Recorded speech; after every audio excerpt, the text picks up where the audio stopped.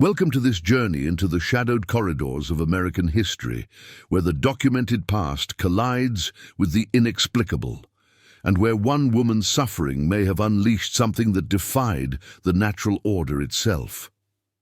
Before we begin, I'd like to know, where are you watching this from and what time is it there? Drop a comment below.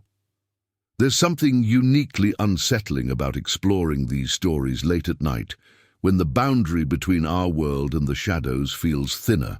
This is the story of Esther, a woman whose very existence was catalogued as property in the ledgers of Lexington, Kentucky. A woman who survived 3 forced marriages. A woman who may have orchestrated the complete annihilation of the family that enslaved her. The year is 1833. Lexington, Kentucky stands as one of the wealthiest cities in the American South, built upon the brutal economy of tobacco and human bondage. The Hargrove Plantation sprawls across 847 acres of fertile land, producing both wealth and unspeakable suffering in equal measure.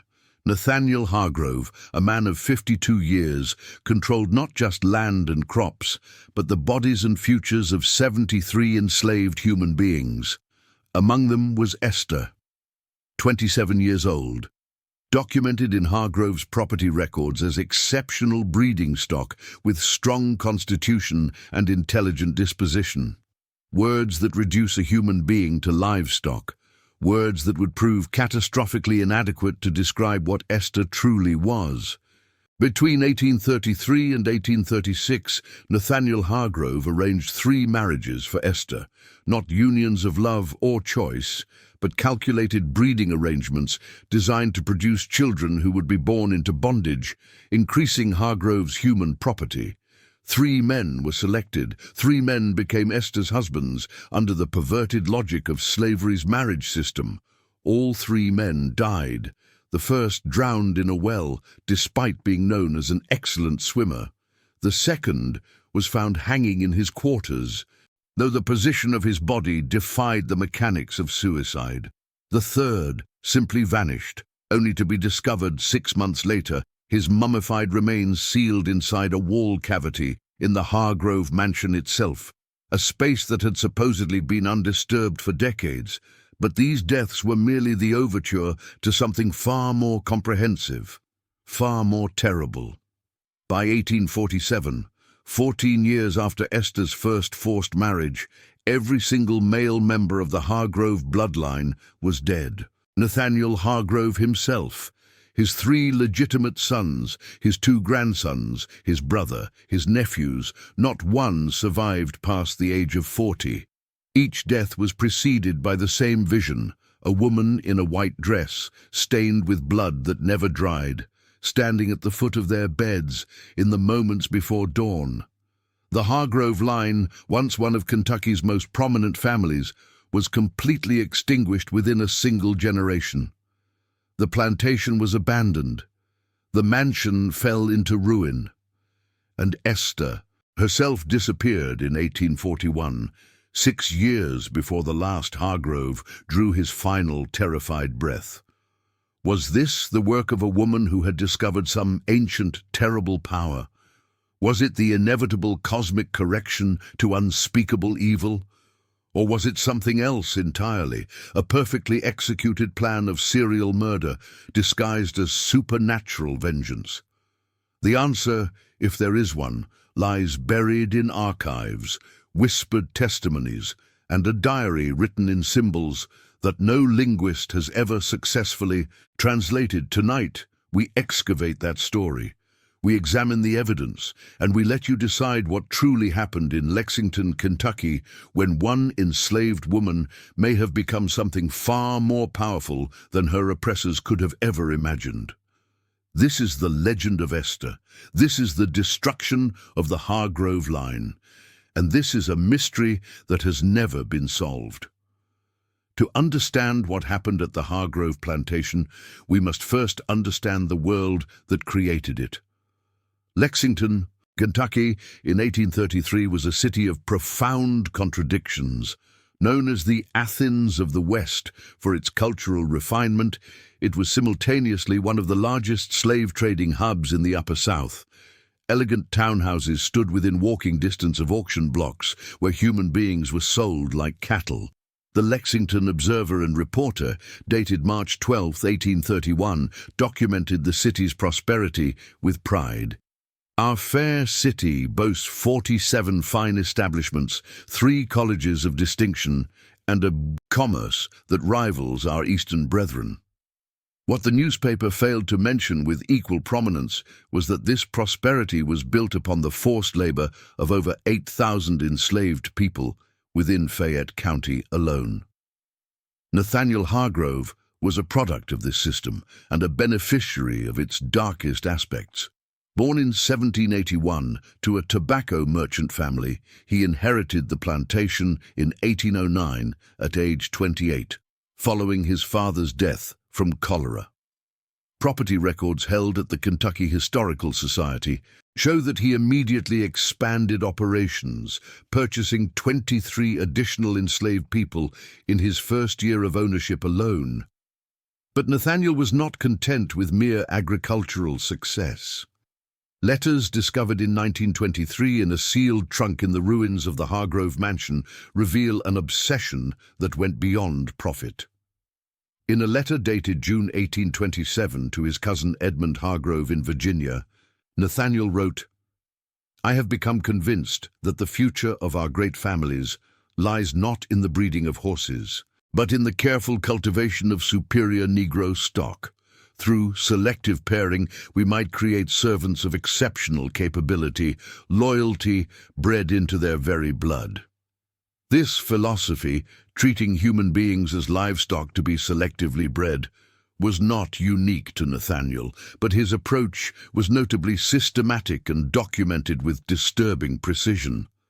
A ledger recovered from the property, now held at the University of Kentucky's Special Collections, contains detailed records of forced marriages, expected conception dates, and notes on the qualities he sought to perpetuate or eliminate. The enslaved community at Hargrove Plantation in 1833 consisted of 73 souls, ranging from infants to elderly individuals who had been born into bondage and would die in it. They lived in 19 wooden cabins behind the main house, structures that offered minimal protection from Kentucky's harsh winters and sweltering summers.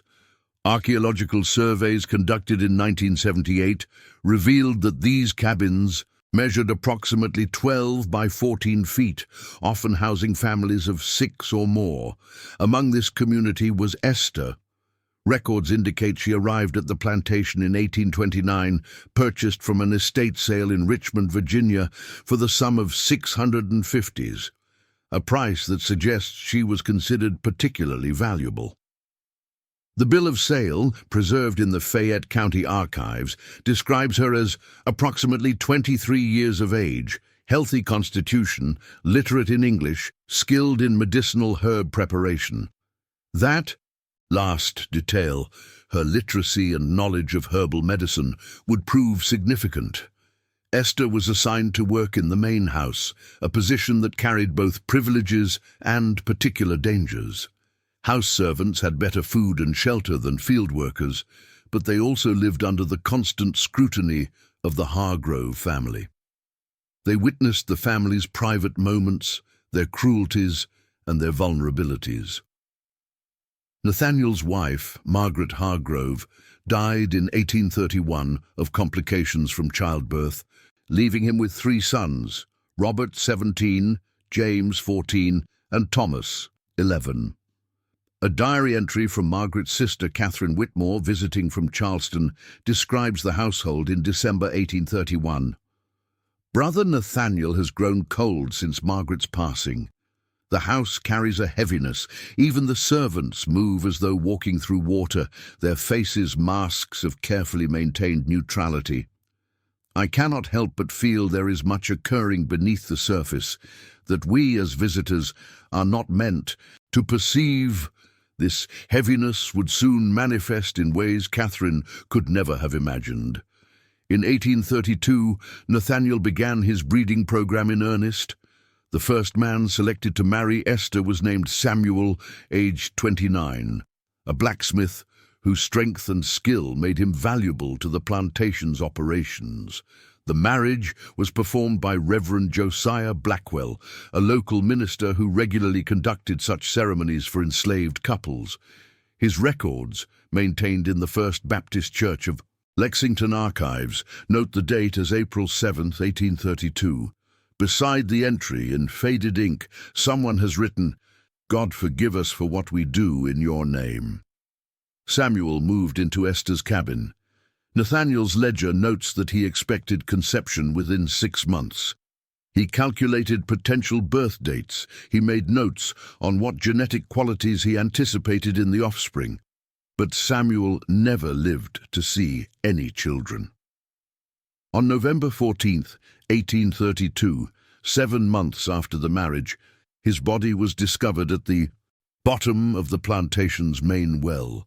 The Lexington Observer reported the death as an unfortunate accident. A tragic drowning occurred at the Hargrove estate, the brief notice stated. A Negro man of good character lost his footing and fell into the well. The community mourns this loss of a capable worker. What the newspaper did not report, because it was considered unworthy of detailed coverage, were the peculiarities that troubled those who recovered the body. Samuel's hands bore no signs of having attempted to climb out. His lungs contained water, confirming drowning, but his eyes were wide open, and his face was locked in an expression that witnesses described as terrible recognition, as though he had seen something in that well beyond the water and stone. The overseer's private journal, discovered in 1956 in an antique shop in Louisville, contains an entry from that day. "Retrieved Samuel from the well. Something ain't right about it. Man could swim like a fish. No reason he should have drowned. But Hargrove says it's done, and to not speak more of it. The other Negroes won't look at the well now. Say it's cursed. Superstitious lot." Esther attended no funeral. She showed no public grief. According to testimony collected much later from elderly former slaves in a WPA interview project conducted in 1937, she simply returned to her cabin and did not speak for 3 days. 3 months later, in February 1833, Nathaniel arranged her second marriage. The second man chosen for Esther was Isaac, aged 32, a carpenter whose craftsmanship had built many of the structures on the plantation. The marriage ceremony took place on February 23, 1833, again officiated by Reverend Blackwell. This time, his church records contain no marginal notes, but the handwriting appears shaky, less controlled than in previous entries. Isaac was described by those who knew him as quiet, devout, and gentle. In the WPA slave narratives collected in 1937, an elderly woman named Clara Jefferson, who had been a child on a neighboring plantation, recalled, "Isaac was a good man. He made me a doll once, carved it from wood so fine it looked like it could breathe. When they put him with Esther, folks said it was a waste, said she had darkness on her. But Isaac, he didn't believe in such things. He believed in the Lord and honest work." For 3 months, the marriage appeared unremarkable by the grim standards of enslaved life. Isaac continued his carpentry. Esther continued her duties in the main house. Nathaniel's ledger contains optimistic projections about offspring. Then, on the morning of May 19, 1833, Isaac was found dead in his cabin. The official cause of death, as recorded by Dr. William Thornton, the plantation physician, was suicide by hanging. Isaac's body was discovered suspended from a ceiling beam by a length of rope, his neck broken. Dr. Thornton's report, preserved in his medical journals now housed at the Transylvania University Archives, states, "Death by self-strangulation. The Negro Isaac, approximately 32 years of age, was discovered by the overseer at dawn. Cause of action unknown, though melancholia is common among this population." But Dr. Thornton's private notes, written in the margins of his journal and not meant for official record, tell a different story. The mechanics of this death trouble me greatly. The beam from which he hung stands 7 feet high. Isaac was a man of perhaps 5 feet and 8 inches in height. No chair, no stool, no object of any kind was found in the cabin that he might have stood upon to achieve the necessary height. When I inquired about this impossibility to Hargrove, he grew angry and demanded I certify the death as suicide immediately. I have done so, but I sleep poorly knowing I have documented a lie. How does a man hang himself without the means to reach the rope? The overseer, a man named Donald Pritchard, wrote in his journal that same day, "Found Isaac this morning, went to wake him for work detail, and there he was, swinging from that beam. But here's what don't sit right. His cabin door was barred from the outside. I had to remove the board myself to get in. How does a man bar himself inside from the outside? When I asked the master, he told me I seen wrong, that the door was open. But I know what I saw. I removed that board with my own hands." Even more disturbing were the observations of those who prepared Isaac's body for burial. In the 1937 WPA interviews, an elderly man named Joseph Turner, who had been 17 at the time and assigned to burial duties, provided chilling testimony. "We took Isaac down from that rope. His neck was broke, yes, but his hands were torn up something terrible. Fingernails ripped clean off like he'd been clawing at something fierce, and his eyes, Lord have mercy, his eyes were bloody, burst blood vessels all through the whites. I seen men hanged before, and they don't look like that. They don't look like they seen the devil himself before they died." The enslaved community's reaction was immediate and visceral. According to multiple accounts, including a letter from Catherine Whitmore, who was again visiting the plantation, a palpable fear descended upon the quarters. "The Negroes refused to speak of the deaths," she wrote to her husband in Charleston on May 24, 1833. "They avert their eyes when Esther passes. Even the children fall silent. Nathaniel dismisses it as superstition, but I confess I find the atmosphere most unsettling. Yesterday I came upon Esther in the parlor, and she was humming something, a tune I have never heard, in no language I recognize. When I asked her about it, she simply looked at me with eyes that seemed far older than her years and said, 'It is a song my grandmother taught me, Miss Catherine, a song for keeping safe.' From what? I dared not ask." Nathaniel's response to Isaac's death reveals either remarkable callousness or deliberate blindness. His ledger contains an entry dated May 20th, 1833. "Loss of Isaac to self-destruction. Unexpected. Must select stronger-minded specimen for next pairing. Negro melancholia is an unfortunate tendency in some individuals. Will proceed with selection within appropriate mourning period of 4 weeks. But before that 4-week period could elapse, something occurred that should have given Nathaniel pause, should have made him reconsider his obsessive breeding program. It did not. On June 3rd, 1833, Nathaniel's eldest son, Robert, aged 19, fell gravely ill. Dr. Thornton was summoned to the main house. His medical journal describes, "Young Master Robert presents with severe fever, violent trembling, and disturbing hallucinations. He speaks of a woman in white who stands at his window each night, says she watches him with eyes black as wells." Margaret Hargrove's wedding dress was white. I suggested to Nathaniel that perhaps the boy grieves his mother still, and the fever gives form to his sorrow. Nathaniel would hear none of it, prescribed laudanum and bed rest. Robert recovered after 10 days, but his personality had changed. A letter from his younger brother James to a school friend in Virginia, dated July 1833, describes, "Robert is not himself since the fever. He startles at shadows. He refuses to sleep with the curtains drawn. Last night at dinner, he looked at father and said, "You have brought something terrible into this house." Father struck him across the face and sent him from the table. I have never seen Robert cry before, but he cried then. The enslaved community had their own interpretations of these events. Joseph Turner, in his 1937 interview, stated, "We knew what was happening. Old Minerva, she was the eldest among us, born in Africa before the crossing. She told us that Esther had grandmother knowledge. That's what she called it, grandmother knowledge.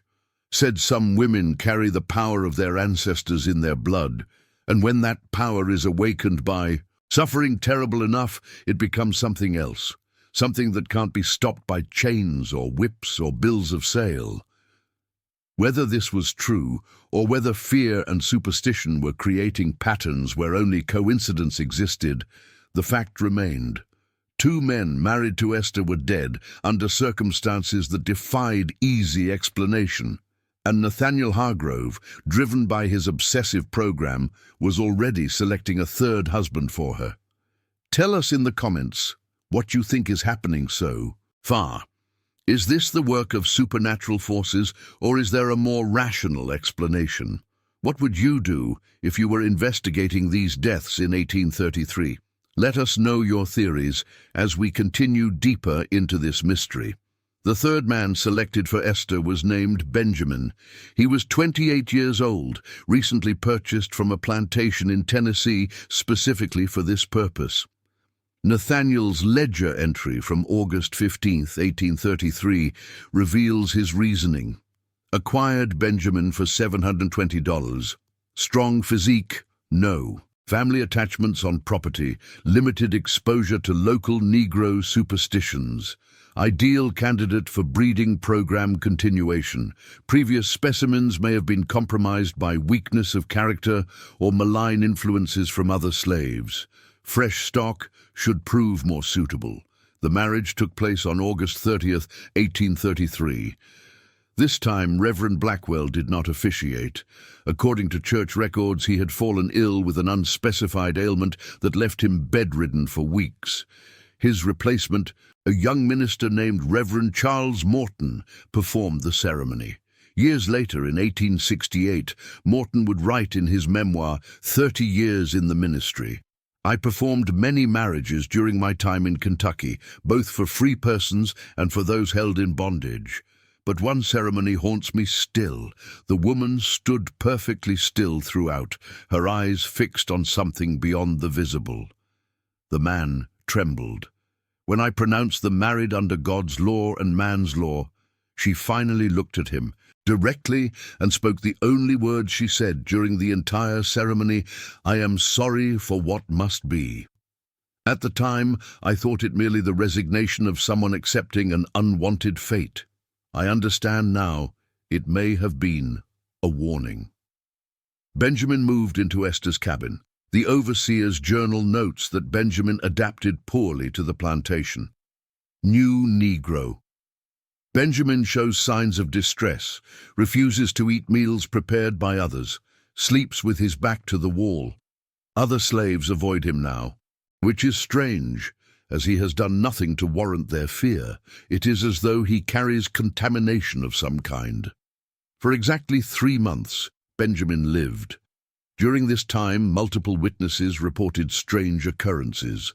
Catherine Whitmore, still visiting the plantation in October 1833, wrote, "The most peculiar incident occurred last evening. I was walking near the slave quarters at dusk when I heard singing, that same strange melody I heard from Esther months ago. But it was not one voice. It was many voices, harmonizing in a way that made my blood run cold. When I mentioned it to Nathaniel, he laughed and said I was hearing field songs, nothing more, but I know what I heard, and it was not the spirituals I am accustomed to hearing from the Negro population." On November 30th, 1833, Benjamin disappeared. His cabin was empty when the overseer came to wake him for work. The door was closed but not barred. His few possessions remained inside. He simply vanished without a trace. as though he had stepped out of existence itself. Nathaniel was furious. Escape attempts were severely punished, and he organized search parties immediately. Dogs were brought in. Neighboring plantations were alerted. A reward of $100 was posted in the Lexington Observer for information leading to Benjamin's capture.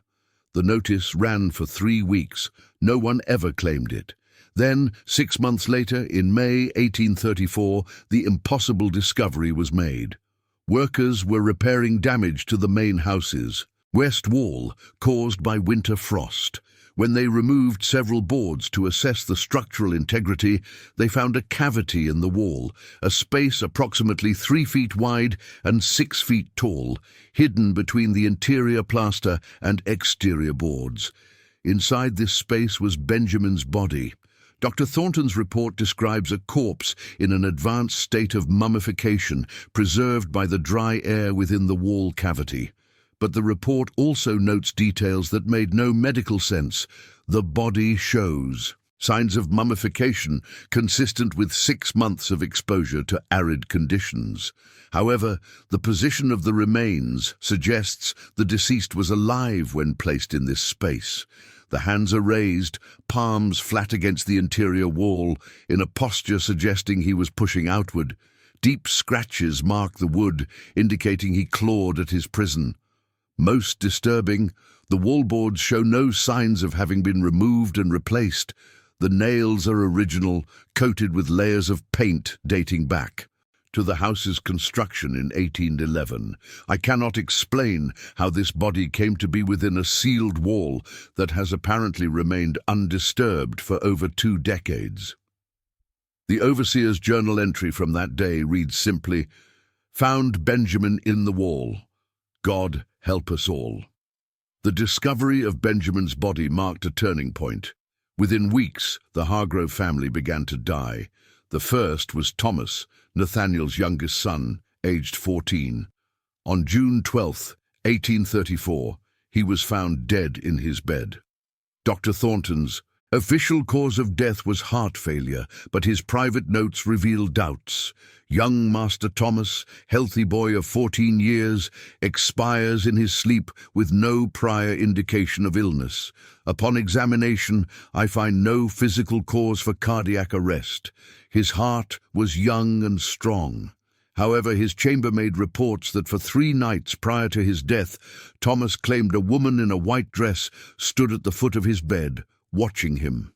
He described her as beautiful and terrible and said her dress was stained with blood that dripped but left no puddle. Nathaniel forbade me from including this detail in any official record. James Hargrove, aged 16, died 8 months later on February 3, 1835. He was thrown from his horse during a routine ride around the property. The horse, a gentle mare named Bess, had never displayed skittish behavior before.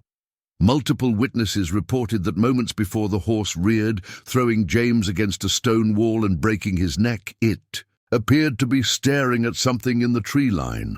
The stablemaster, interviewed years later in an 1858 deposition related to the Hargrove estate settlement, stated, "That horse saw something that day. I've been working with horses for 40 years, and I know fear when I see it. Bess was terrified. Not just spooked, terrified in a way that horses get when they sense a predator. But there was nothing there. Nothing we could see anyway." Robert, the eldest son and last surviving child of Nathaniel Hargrove, lasted longer than his brothers. He made it to age 22. During his final year, his correspondence reveals a young man descending into paranoia and terror. In a letter to his cousin Edmund in Virginia, dated September 1835, Robert wrote, "I am being watched. I know you will think me mad, but I swear to you there is a woman who comes to my room each night. She wears white. Her dress is stained with old blood. She speaks to me in a language I do not understand, but somehow I know what she is saying. She is telling me that I am already dead, that all of us are already dead. We just haven't stopped breathing yet." Robert died on March 15, 1836, at age 22. The official record states he took his own life with his father's pistol. However, the weapon was found in his right hand, despite Robert being left-handed, a detail noted by the county sheriff in his investigation report, but dismissed as inconsequential. By 1836, Nathaniel Hargrove had lost his wife and all three of his sons. He was 55 years old and completely alone in his grand house, surrounded by the very people his breeding program had sought to exploit. It was during this period of grief and isolation that Nathaniel appears to have made a discovery that shattered whatever remained of his rational mind. In a letter to his brother William, dated July 1836, found among family papers donated to the Kentucky Historical Society in 1912, Nathaniel wrote, "I have found her devil's book. I know now what has been done to us. She has cursed us, William, cursed us with words and symbols drawn from hell itself. I tried to burn it, but the book would not catch fire. I tried to tear its pages, but they would not rip. It sits on my desk now, mocking me with its foreign script. I have brought it to the Presbyterian minister, to the professor of languages at Transylvania University, even to a rabbi visiting from Cincinnati. None can read it. None will even touch it for long. They say it makes their hands burn. What have I done? What have I allowed into my house?" This devil's book was Esther's diary. Multiple sources from the 1830s and 1840s reference its existence, though the diary itself has never been recovered. Descriptions vary, but several consistent elements appear across accounts. It was bound in dark leather, approximately 8 inches by 10 inches in size, and filled with dense script in an unknown writing system. Interspersed with the text were symbols, geometric patterns, botanical illustrations, and what appeared to be astronomical charts. In 1923, when the Hargrove mansion was finally demolished, workmen discovered a metal box hidden beneath the floorboards of what had been Nathaniel's study. Inside were fragments, 13 pages torn from a larger book. These pages were donated to the University of Kentucky and examined by Professor Harold Whitestone, a specialist in religious and occult symbology. His 1924 report makes for disturbing reading. The symbols on these pages represent a synthesis of multiple esoteric traditions. I have identified elements of West African Vodun, Congo cosmology, European Hermetic magic, and what appears to be corrupted Latin text. The botanical drawings depict plants known for their toxic properties, oleander, belladonna, hemlock, alongside detailed instructions in pictographic form for their preparation. However, the most troubling aspects are the genealogical charts. These charts map the Hargrove family line across 3 generations, with each male name marked by a specific symbol. Next to each symbol is a date. When I cross-referenced these dates with historical records, I discovered they correspond precisely to the death dates of the Hargrove men. This diary was not a record of events that had occurred. It was a prediction or a plan for events yet to come, and every prediction has come true. The deaths continued with mechanical precision. Nathaniel's brother William, aged 51, visited the plantation in December 1836. He died in his sleep on the 3rd night of his visit. His son Edward, aged 28, came to Kentucky for the funeral. He developed a sudden illness and expired within a week. By 1840, 7 male members of the Hargrove extended family were dead. Each death was preceded by the same phenomena: reports of a woman in white appearing in the victim's room, a sense of being watched, and in several cases, the smell of flowers that no one could identify. A heavy, sweet scent that seemed to carry decay within it. The enslaved community had their own understanding of what was happening. In the 1937 WPA interviews, multiple formerly enslaved individuals from the Lexington area shared stories passed down through oral tradition. Clara Jefferson, who we mentioned earlier, stated, My grandmother told me that Esther had called down something ancient. She said that in the old country in Africa before the crossing, there were women who held the power of life and death in their hands, women who could speak to ancestors, who could bind spirits to their will. She said the suffering of the Middle Passage, the suffering of slavery, it didn't destroy that power, it concentrated it, made it sharper. Like how a river, when forced into a narrow channel, cuts deeper and flows faster. Esther was one of those women, and when Hargrove tried to use her like an animal, tried to breed her like livestock, he awakened something in her that couldn't be put back to sleep. But where was Esther during all of this death and destruction? The records paint a strange picture. After Benjamin's disappearance in 1833, Esther continued her duties in the main house. She was not punished for the deaths of her 3 husbands. No formal accusation was ever made against her.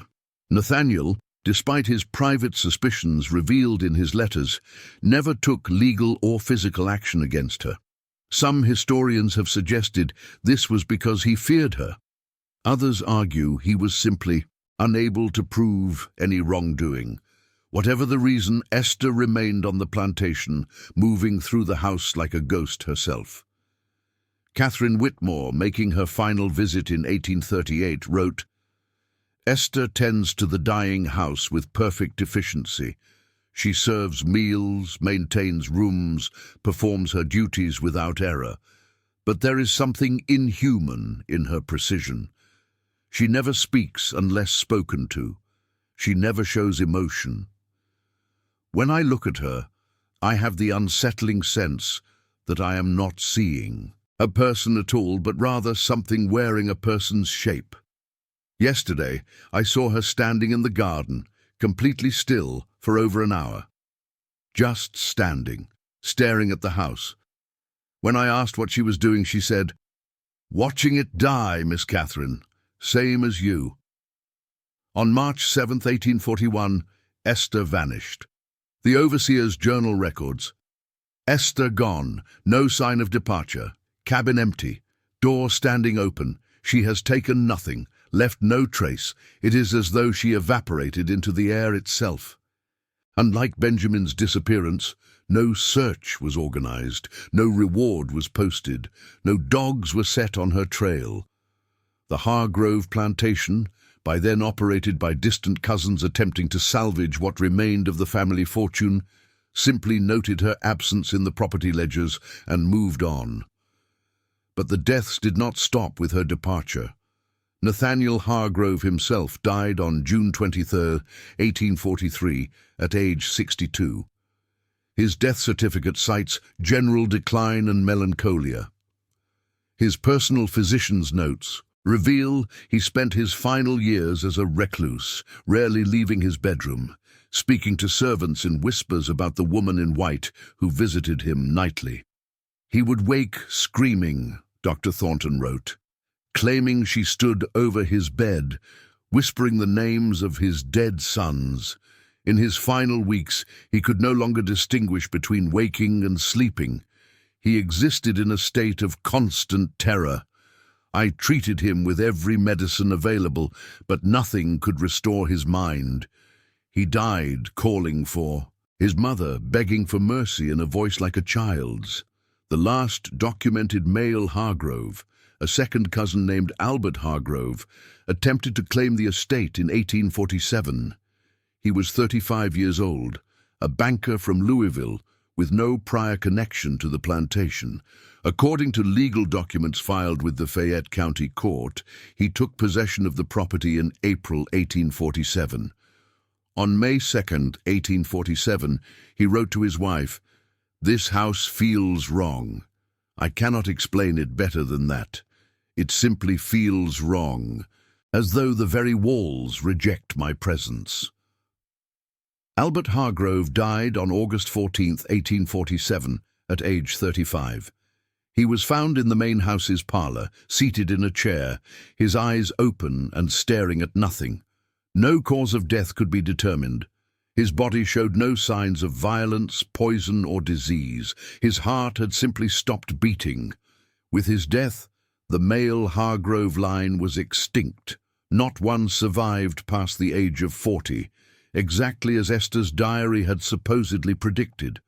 The story of Esther and the Hargrove line did not end with the extinction of the family in 1847. Instead, it transformed into something else, a wound in local history that refused to heal, periodically reopening to reveal new horrors. The Hargrove Plantation was abandoned after Albert's death. The property fell into disrepair, claimed by creditors and eventually sold at auction in 1851 to a consortium of investors who planned to divide and resell the land. But no buyers materialized. The reputation of the property had spread throughout Kentucky and beyond. It became known simply as the Cursed Ground. In 1889, a fire of mysterious origin consumed what remained of the main house. Local newspapers reported that the blaze started in the middle of a rainstorm, with no lightning strikes in the vicinity. The Lexington Herald wrote, "The Hargrove Mansion, long abandoned and fallen into ruin, burned to its foundations last evening. Curiously, witnesses report the fire seemed to burn from the inside out, and despite the heavy rain, could not be extinguished. By morning, nothing remained but scorched stones and ash." For decades, the property lay empty, gradually being reclaimed by forest and undergrowth. It became a place local children dared each other to visit, where teenagers told ghost stories, and where the occasional treasure hunter searched for rumored Hargrove gold that was never found. Then, in 1956, Dr. Eleanor Vance, a historian from the University of Kentucky, began researching slavery in Fayette County for her doctoral dissertation. Her work led her to the Hargrove case. In her published dissertation, Bondage and Resistance in Antebellum Kentucky, she devoted an entire chapter to Esther, treating her not as a supernatural entity, but as a woman who may have been a serial poisoner. Dr. Vance's research uncovered several crucial documents that had been overlooked or dismissed by previous investigators. In the basement of the Lexington Public Library, she found medical records from Dr. William Thornton that had been donated by his granddaughter in 1923. Among these records were notes on several mysterious ailments that had affected the Hargrove family and their associates between 1833 and 1847. Multiple members of the Hargrove household, Dr. Thornton had written in 1838, present with similar symptoms: severe abdominal pain, weakness, disorientation, and cardiac irregularities. Treatment with standard remedies proves ineffective. I have begun to suspect a common environmental factor, perhaps contamination of the water supply or mold in the house's construction. However, my suggestions to investigate these possibilities have been rejected by the family. Dr. Vance noted in her dissertation, Dr. Thornton was describing classic symptoms of chronic poisoning. The plants illustrated in Esther's diary fragments, oleander, belladonna, hemlock, all produce these exact symptoms when administered in carefully measured doses over time. What previous researchers interpreted as supernatural vengeance may have been something far more practical. A woman with extensive knowledge of herbal medicine systematically poisoning the family that enslaved her. This rational explanation gained traction in academic circles. Dr. Vance's work was cited in numerous subsequent studies. Esther was reimagined as a resistance figure, a woman who used the only weapons available to her, knowledge and patience, to destroy her oppressors. But then, in 1973, something happened that called this neat explanation into question. A graduate student named Marcus Webb was conducting archaeological surveys of abandoned plantation sites. He received permission to excavate portions of the old Hargrove property. On July 19, 1973, his team uncovered what appeared to be a root cellar beneath where the kitchen had once stood. Inside the cellar, sealed in a waterproof metal container, they found a collection of items: several glass bottles containing preserved plant specimens, a wooden bowl with residue that later testing identified as a mixture of animal fat and ash, and most significantly, 47 additional pages from Esther's diary. These pages were in better condition than the fragments found in 1923. Webb immediately contacted Dr. Patricia Morrison, a professor of religious studies at Vanderbilt University who specialized in African diaspora spiritual practices. Dr. Morrison spent 6 months studying the pages. Her preliminary report, filed in December 1973, stated, "These documents represent a sophisticated synthesis of multiple spiritual and medicinal traditions. The author possessed knowledge that would have required years of training under multiple teachers. The text alternates between practical medical instructions, many of which are consistent with effective herbal treatments, and what can only be described as ritual invocations. However, there is a third category of content that defies classification: predictive statements about future events, written with absolute certainty, including specific dates of deaths that would not occur for years after the diary entries were made." Dr. Morrison's full analysis was never published. In an interview given in 1998, shortly before her death, she explained why. "I couldn't reconcile what I found in those pages with any rational framework. If Esther was a poisoner, the diary should have contained recipes and dosing schedules. Instead, it contained what appeared to be prayers or incantations, alongside statements like, 'The eldest son will fall from his horse on the 3rd day of February in the year of 1835. His neck will break, and he will die before sunset.' That entry was dated December 1833, 14 months before James Hargrove's death. Either this diary was an elaborate forgery created after the fact, or Esther genuinely possessed some form of precognitive ability. I could not prove forgery. The paper, ink, and binding all dated to the early 1830s, so I was left with an impossible conclusion, and I chose not to publish rather than destroy my academic reputation." The diary pages found in 1973 were eventually donated to the Kentucky Historical Society, where they remain in their archives, available to researchers but rarely studied. The controversy surrounding them effectively ended academic interest in the Hargrove case for nearly 2 decades. In 1989, a local Lexington journalist named Robert Chen decided to investigate the story for a series on Kentucky folklore. His research led him to interview descendants of people who had been enslaved on neighboring plantations. One of these interviews, with a woman named Dorothy Marshall, aged 87, proved particularly illuminating. Mrs. Marshall's great-grandmother had been enslaved on a property adjacent to the Hargrove Plantation. She had passed down oral histories to her children and grandchildren. According to Mrs. Marshall, "My great-grandmother said Esther wasn't her real name. That was just what the white people called her. Her real name was something else, something in her grandmother's language that nobody else on the plantation knew. She said Esther's grandmother had been a powerful woman in the old country, someone people came to when they needed healing or when they needed justice. And when Esther was born, her grandmother marked her, taught her things, passed on knowledge that had come across the ocean in women's memories. My great-grandmother said Esther didn't poison anybody. She didn't have to. She called something down. She made a deal with something old and hungry, and that thing ate the Hargroves one by one, exactly like Esther told it to." Chen's article, published in the Lexington Herald-Leader in October 1989, reignited public interest in the case. It also prompted the University of Kentucky to fund a comprehensive study of the Hargrove property and related historical documents.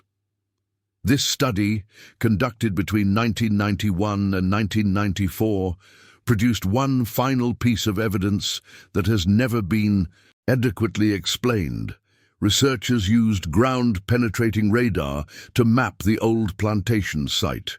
They identified numerous anomalies in the ground, likely graves of enslaved people who died on the property.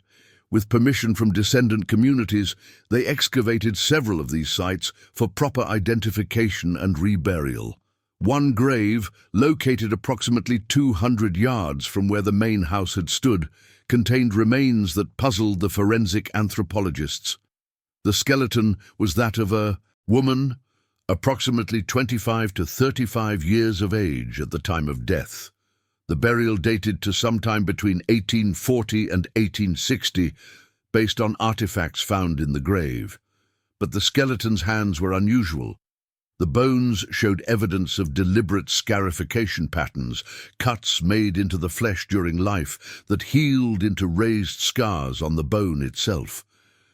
These patterns matched symbols found in Esther's diary. The question of whether these remains were Esther's has never been answered. DNA analysis was attempted but proved inconclusive due to the age and condition of the remains.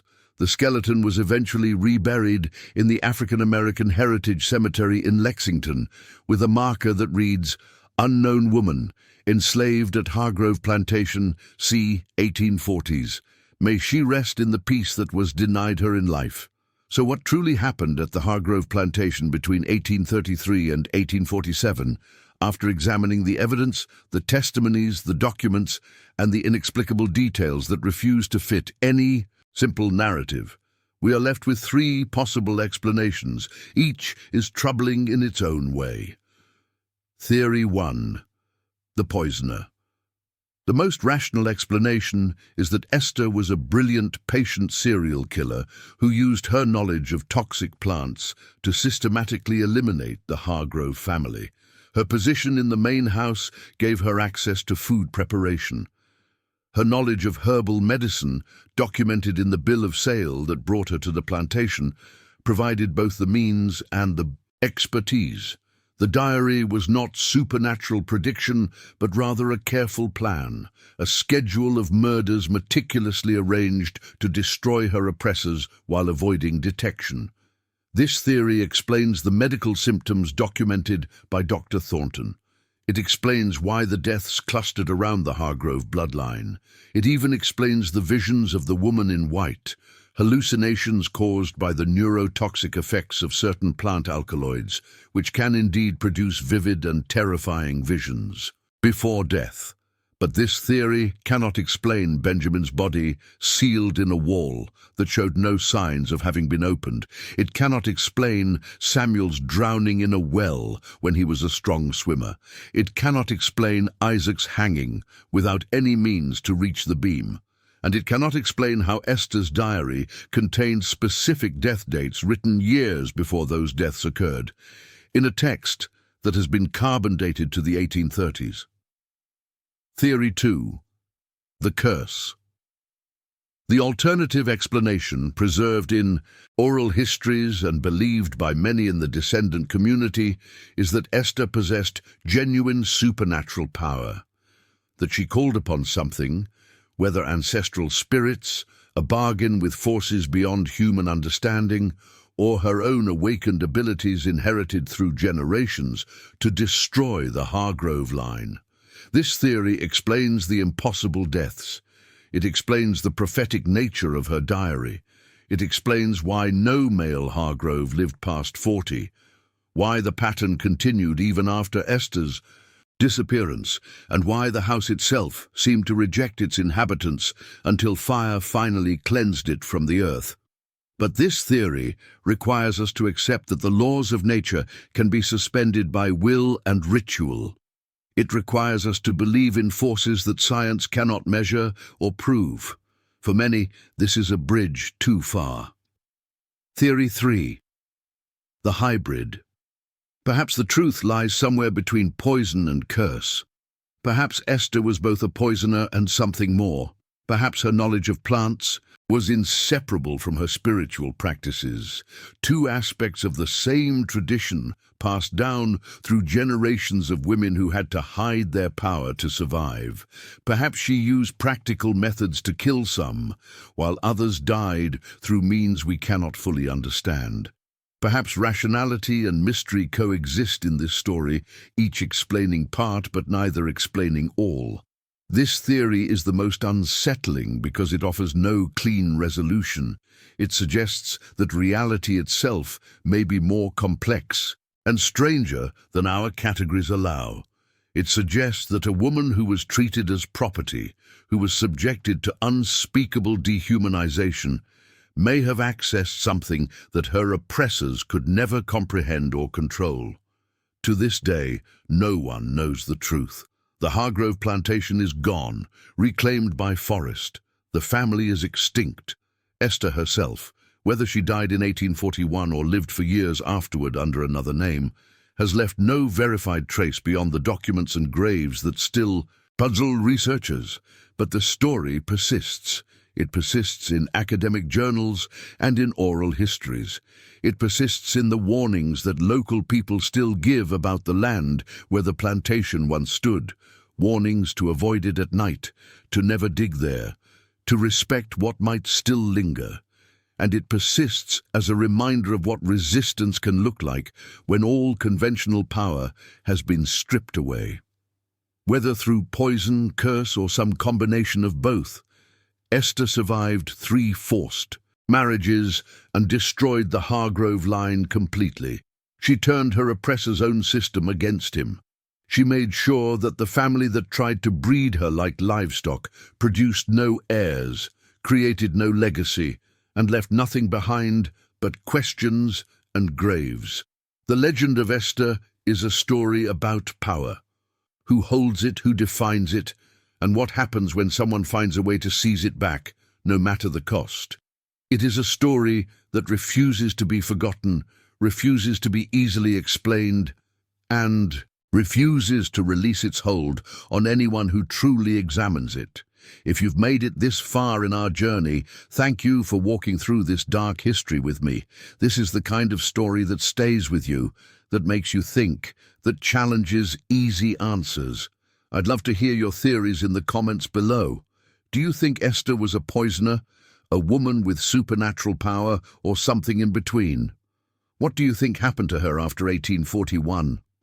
Let's discuss this in our haunted community. Here, if you enjoyed this deep dive into one of Kentucky's most disturbing legends, please hit that subscribe button and turn on notifications so you never miss our next investigation. We explore the darkest corners of history, the stories that textbooks leave out, the mysteries that refuse to be solved.